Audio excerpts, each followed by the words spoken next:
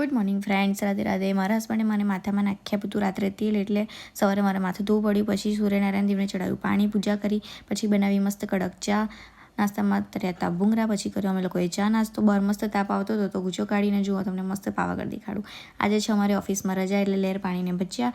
પછી મારી જેઠાણીએ ટાઈમપાસ કરવા માટે મારા માથામાં હેરસ્ટાઈલ વારી આપતા હતા.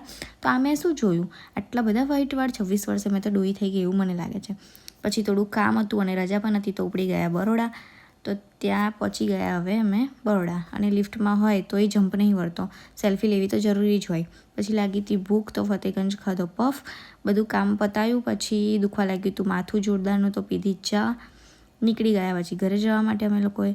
તો ગોલ્ડન ટ્રાફિક જ નહોતું પહેલી વાર, મતલબ કે એમ ઓલવેઝ ટ્રાફિક તો હોય છે જ ત્યાં, પણ આજે ખબર નહીં કેમ ટ્રાફિક જ નહોતું.